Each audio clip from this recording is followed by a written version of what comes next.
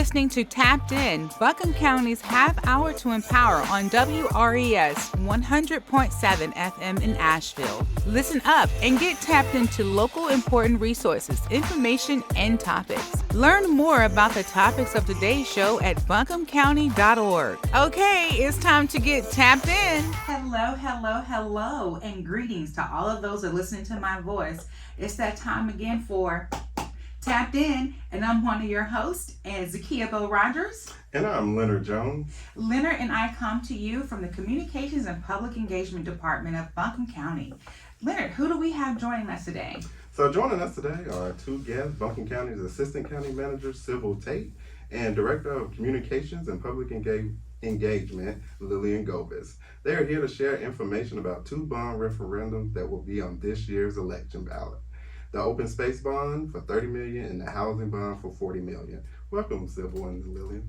Thanks, we're excited. Oh, awesome. So, Sybil, would you like to give us a little information so our listeners can get to know you? Sure. I'm Sybil Tate. I'm one of the Assistant County Managers here in Buncombe County, and I work primarily with our land use departments and environmental departments. Okay. And Lillian, would you also give our listeners a little hello so they can get to know you as well? Hey y'all, I'm Lillian. I'm the Director of Communications and Public Engagement, and I get to work with Zakia and Leonard every day. We do all of our internal and external communications and also raise awareness about issues that are going on in our community, which includes these bond referendums that folks have the opportunity to vote on November 8th. And I grew up just down the hill in old Rutherford County. Oh, welcome home. Because we know once you're in North Carolina, you're in North Carolina. So let's jump into the adult topic of the day. What is a bond referendum? Well, I think the easiest way to explain it is it's a loan. It's a funding mechanism for local governments to pay for large capital projects. Okay. And what is the purpose of a bond referendum? Well, the purpose is to raise funds to pay for large projects, and the bonds that are on the ballot this year are going to be for affordable housing and for land conservation. Mm-hmm. So the bond would pay for additional projects to help manage the affordable housing crisis that we're experiencing, and also to help conserve additional lands. I think two of the things that are important to know is that the language on the bond referendum itself will say to support housing for people of low to moderate incomes. So we're talking about creating infrastructure for everyone who low income, but also folks who are working every day, who just like us, who are trying our best to to get by in a community where the cost of living has risen significantly. So that's a big piece to know. The other big piece to know about the open space bond is that it's not just conservation, it's also open space, those places where we like to go hiking, one of the big things about our community that we enjoy, but also greenways, which is one of my favorite ways to get from point A to point B, is the utilization of a greenway. And so this will help with that infrastructure as well if it is passed by voters. And when we say greenway, we're talking about the Blue Ridge Parkway roads and all of that? No, we're talking about like the Woodfin Greenway. Okay. Right? So these spaces where people are not driving cars, but they're using bicycles, they're walking, sometimes they're rollerblading, skateboarding. You often see families or people walking their dogs. So they are car-free environments where people are getting from point A to point B or just recreating. Wow, and I just learned something today, Leonard. Mm-hmm. Okay. It made me think of the one down in the River Arch District along the French Broad River. Exactly. Okay, I have to check those out. Yeah, I like to walk and run around there. And another question would be, what are general obligation bonds? So again, it's a financing mechanism, and I think the important thing to note about general obligation bonds is that they're backed by the taxing authority. And so what we're asking of residents November 8th is to vote whether they agree to use their tax to pay for these bonds, to pay for these projects. And so that's going to be something that you'll see on the ballot November 8th. Is two questions, one about low and moderate income housing, and then the other about conservation. One of the things about general obligation bonds, and you often see these with school districts, right? School districts generally use these to build big construction, but certainly right now everyone's talking about interest rates, right? If you have a credit card, if you're trying to buy a house or a car, interest rates are a big deal. General obligation bonds give government agencies the lowest interest rate in order to secure that large amount of funding. So when you're talking about responsible government and making choices that are responsible when it comes to taxpayer dollars, the general obligation bonds afford us the opportunity to pay the least amount of interest on that loan. Yeah, to Lillian's point, this is the most efficient way to finance large projects. And so, as a taxpayer, what are the impact they may have if the bond pass? Or... Yeah, so we've got two opportunities. One is the housing for people of low to moderate income, and that is a $40 million bond. We also have the open space bond. That's a $30 million bond. People can vote in support of one or against one, or for one or the other. They can do both, they can do neither, so they don't have to choose all of the above, just like any other ballot initiative or office that you're running for. And so by making that selection, if approved by voters in November, a $30 million bond would cost typical households about a maximum of $14 a year for 20 years. So $14 total for 20 years on that property tax bill. If the $40 million bond is passed, that's going to cost a typical household a maximum of about $18 a year for a total of 20 years. And that's really kind of the worst case scenario, but wanted to make sure that that landscape is given to voters before they are asked to make any sort of decision. It'll show up on the property tax bill. It's not a separate bill. And that's where people will realize that, and then it'll be transferred into this obligation bond fund. And how do they come up with the points of the bond? Like how did they come up with the decision to do affordable housing? So I think that's a great need in our community, and so that was the commissioner's decision to move forward with these two bonds because they see it as something that's really important to our community. We're all aware of the affordable housing crisis that we have here in Buncombe County and the need for more affordable housing, and so that's how they decided that they wanted to try to raise funds to address those issues. So I know we spoke about some of the financial responsibility that may impact taxpayers. What are some of the potential projects that may come out of these bonds? That's a great question. We don't have specific projects at this point. We would wait to see how the vote goes on November 8th. But we do have existing programs that fund affordable housing, and we do have a program that also works on land conservation. And so what we would look to do is use those existing programs to vet potential projects. So if the bond is approved, then we would look to the community to submit projects, and then those two programs that are already in existence would vet those projects and share those with commissioners. And also we have a bond oversight committee that would help manage those and provide oversight. And we would also look to hire 2 project managers to manage the bond funds to ensure that the funds are spent correctly. So for anyone who's looking to get more information about what that selection criteria could look like, we have all of our information about these bonds at www.buncombecounty.org/2022 bonds. And Sybil mentioned just a minute ago that we're forming a community oversight committee. Our board of commissioners approved this recently, and we actually have applications open right now. So if anyone says, if these bonds get passed, I want to be part of the group that makes sure that the funding gets spent the way that I believe it should be, then we have applications available right now. And so the committee is going to be made up of 5 members. So we're looking for a person with an accounting background, obviously a big need. Leonard, that's like you, right? Obviously a big need when you're talking about spending up to $70 million on infrastructure in the community. We also have a representative from the conservation and greenways community, someone from the affordable housing community, and then we're also going to have an additional member appointed by the Asheville Chamber of Commerce.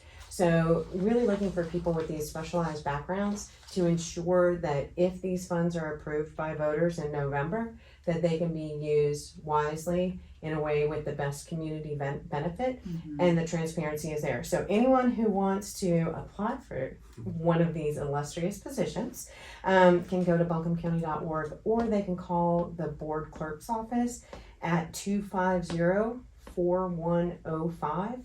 Lamar is our board clerk, and he's fabulous, and he can help connect people to that application online if they're interested in being part of this community oversight committee.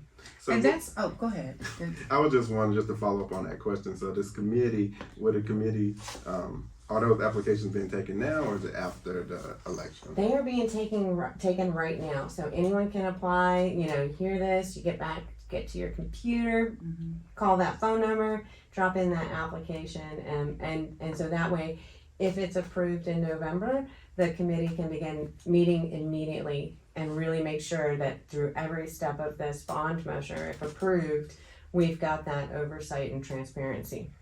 And that's really great because, you know, Buncombe County, we're here and we are really focusing on keeping the community involved. And this is a great way for someone to get involved if they feel like they want to give their voice or they have strong background in that area. You know, our people always want to leave a legacy, and here's a way that they can. So thank you so much for sharing that information as well. And so you say that we have to pay the bonds back over a 20-year process. Is it those who are homeowners right now when the bond passed, or as people buy homes, will it change, or how does that work? It's property owners at any time, at any point in the county, would be paying for this as part of their regular tax bill. Okay, so everybody, so a homeowner, even if you buy a house in 2025, you'll start.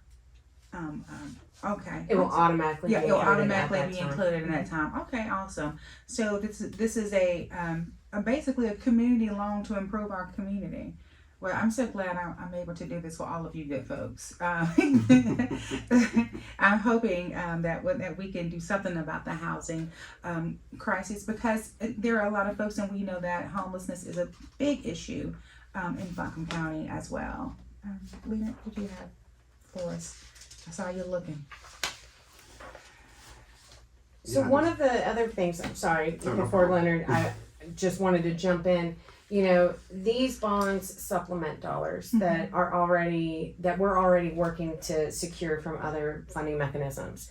I think one of the great things that the folks on Sybil's team just did is they secured more than $1 million in grants for farmland preservation. Wow. So these dollars would help those dollars to ensure that we're meeting those land conservation goals that our Board of Commissioners has already identified, and this helps us work toward those. And maybe Sybil wants to add. Yeah, and I'll share another piece of data about affordable housing in terms of funds that we leverage there. So for every dollar we spend of county money on affordable housing, we're getting $12 back from other financing sources. So it's a great investment, to get those money back. And for affordable housing, we're getting, funding from state, from private investors, not just county dollars to make these projects happen. So, and will it be, and you probably can't answer this question, but just wondering, will this be like permanent housing or like apartment housing? Or a mixture? It'd be a mixture. Okay. So, well, it's all permanent construction, of homes, and it could be rental or it could be for purchase. So either of those would be eligible.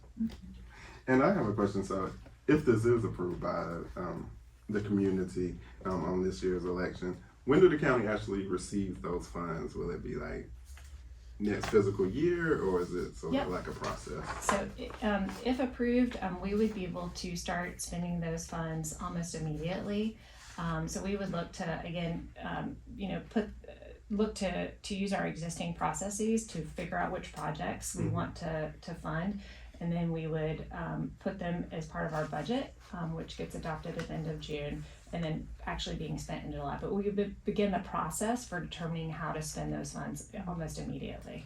Yeah, we have 7 years where we can access those funds with the option for additional 3 years, so 10 years total. 2032 would be how long we have to draw on those funds. So we draw on those funds for up to 10 years, but we can have, like, how soon will like a project start? Like as soon as it's approved, or is it like a waiting period, or?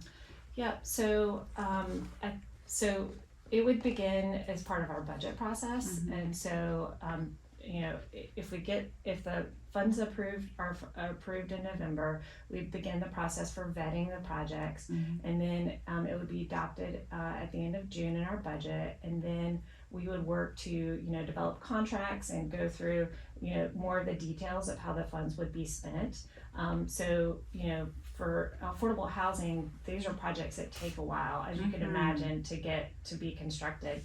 Our average project, you know, could take 3 to 4 years for it to be completed, but the funds will be spent during that entire process of construction. So what does it? Okay, we have access to the funds in 10 years, but can it take more than 10 years, or do we lose the funding altogether? We have 7 years to spend the funds, but we can also get an extension for 3 more years. So we have a total of 10 years to expend the funds. Okay. And so I just got a general question. I know that the election and early voting starts soon here in Buncombe County. What is the government's role in educating the community about these bonds?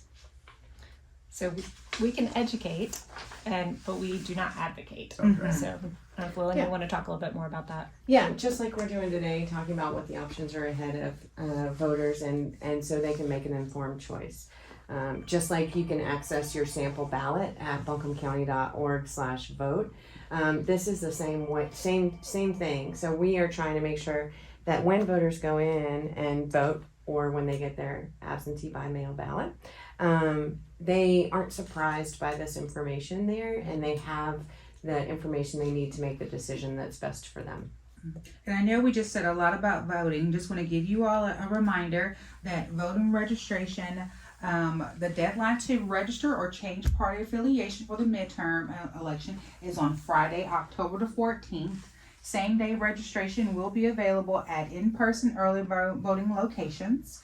In-person early voting starts Thursday, October 20th and ends Saturday, November 5th. And the election day is Tuesday, November 8th. If you need to find more information or you missed something, you can find out everything you need at www.buncombecounty.org/vote.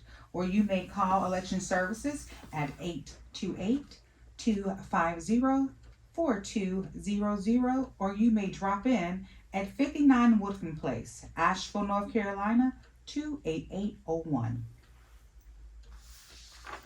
And so we still just have more time to talk about these bond referendums. So just kind of circling back, so we know some listeners may have just tuned in. If you just want to give a brief introduction again about just what are these 2 bonds that we will have on our election ballot this year?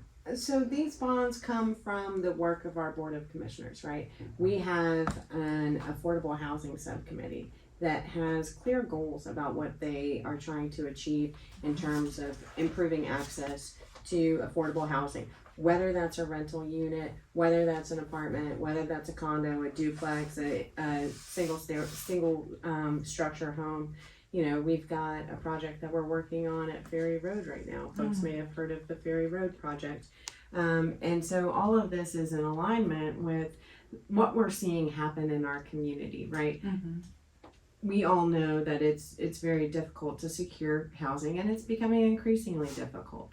And while this is a big Buncombe County problem, there are other communities who are experiencing this as well. One of the mechanisms that we have to help alleviate that is to ask the community for these funds so that we can expedite the construction of the infrastructure that's needed to create housing that's responsive to what we're seeing in the community. And I just have a follow-up question around that is, so we know with Buncombe County, the unincorporated parts of the county, so will there be partnerships with some of our towns and city on these projects around open space and housing? Absolutely, yes. Okay. What, and I have a quick question, just like, what happens if we don't get the bond and it's voted down? What are our next steps toward, do we have a secondary plan about affordable housing? Back to the drawing board, right? Back to the drawing board. So we do have plans that are already in progress, like what's happening at Ferry Road. However, getting this infusion of funding helps expedite certain projects. That doesn't, if these bonds are not approved, it doesn't stop us from trying to secure state funding, federal funding, private funding, partnerships to help fill in those gaps. So it doesn't change the work, it just changes the financing mechanism and maybe the speed with which we can respond. Maybe Sybil has additional thoughts on that. Yeah, we would continue with our affordable housing program, which we fund at about $2.3 million each year, and continue on with our conservation program. So it's really just a question of the funding and as Lillian said, how fast we can move forward with these projects. And it almost feels like there are houses going up everywhere, and we still have a huge housing crisis. And so, is it more? Do you think it? Do you feel like that? Did you see it more in the county, or more in the city area? Yeah, for affordable housing, it could be both. We partner, we like to work with the city, and we also have a project currently where we're looking at downtown properties for development for affordable housing. So it could be both. Okay. Yeah.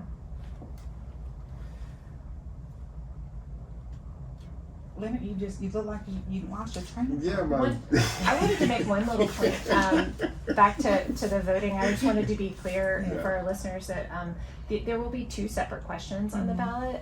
So one about low and moderate income housing and the other one about conservation. So.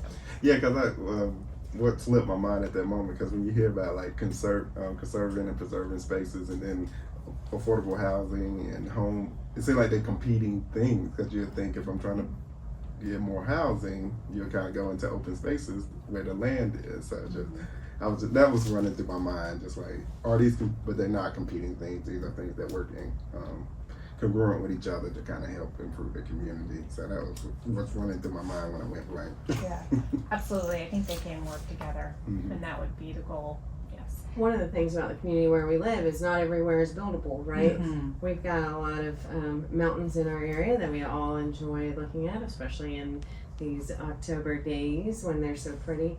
But it also means that there's no way for us to bring infrastructure to those areas. So you'll hear our Affordable Housing Committee and you'll hear our Board of Commissioners talking about the density of projects, medium density, trying to make sure that the infrastructure that's built is built with intentionality around supporting as many people in a way that aligns with our community's needs and desires. So looking at, maybe it's, homes that are connected, but they aren't high rises. So you're still creating density in ways that supports sensible and responsible development in our community, but you're also not taking away all of the open spaces and places for us to recreate and be together. And I think that's a concern of a lot of folks, because I know a lot of folks who hike and bike and do all those things.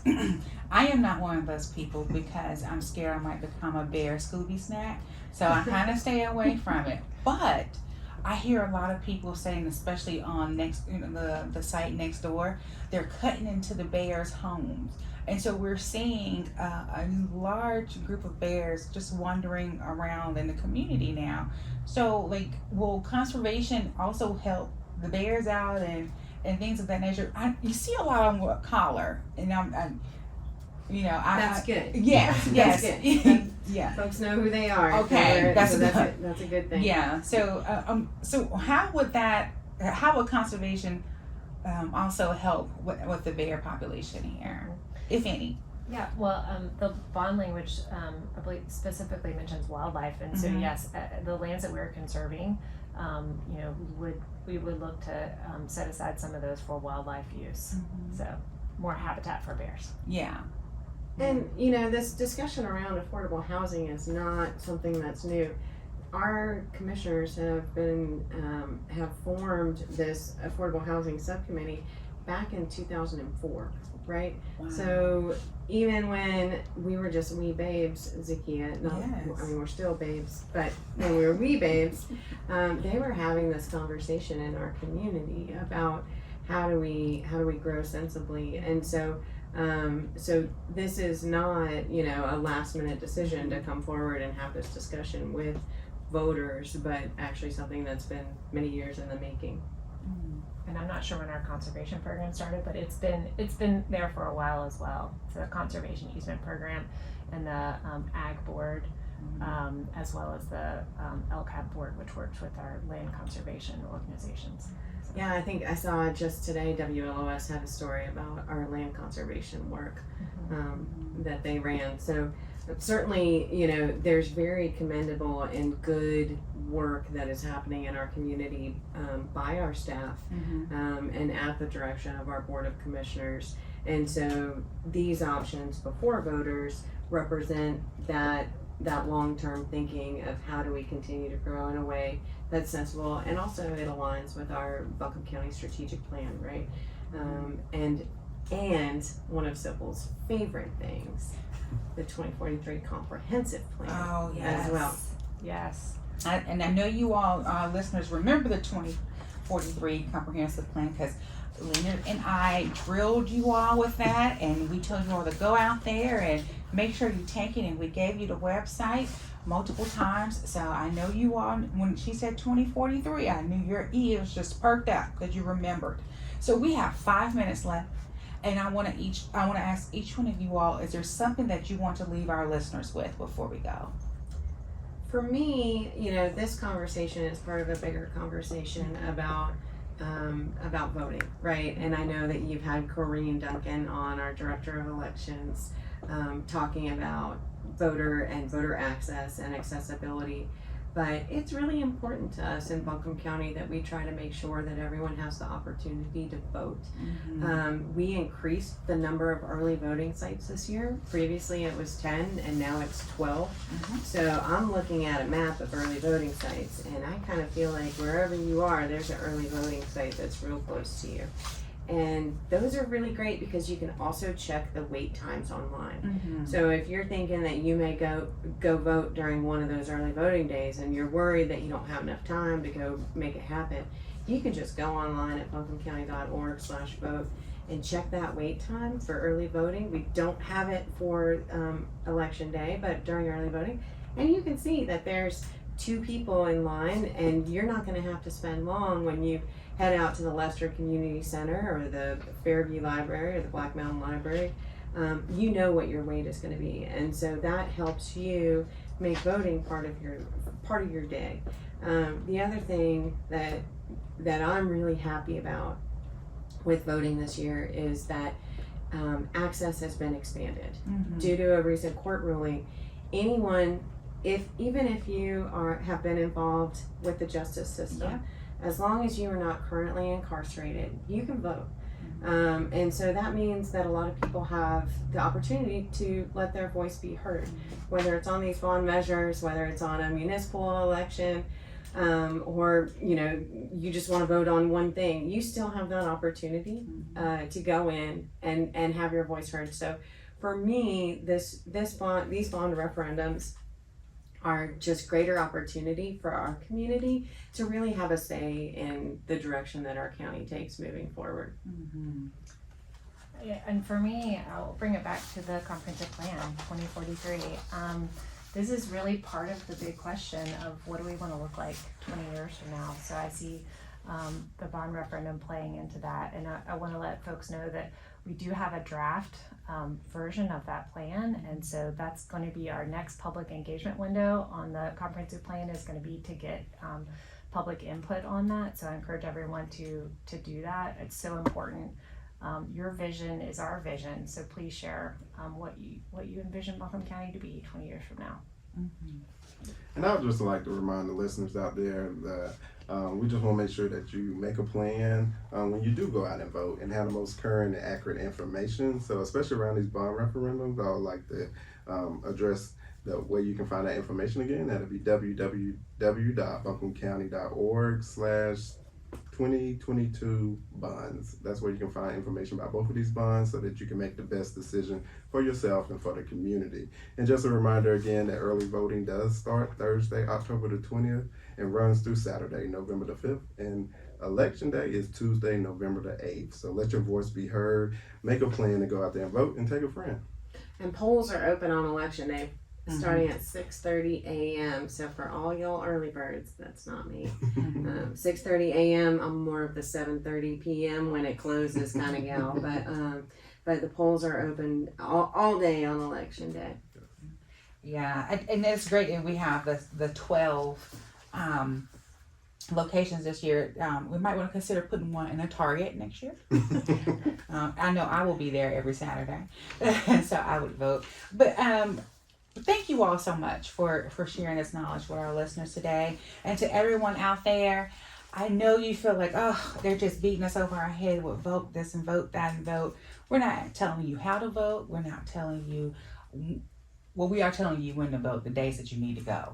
But we're not telling you, and we're not controlling you to vote. We're telling you to lift every pen and sing. You have to give your voice and your opinion to be included in this community. Whether what you want passes or the person you wanted wins or not, you casting your vote shows that you actively participated in that. And you want to be in the part of history of actively participating and not the ones who sat back and watched the clouds go by. And so on that note, warm days, chilly nights to you all. Until next time, this is Tapped In. Thank you for listening to Tapped In, Buncombe County's half hour to empower, here on WRES 100.7 FM in Nashville. Learn more about today's topics at buncombecounty.org. Otherwise, stay tuned for more great episodes coming up.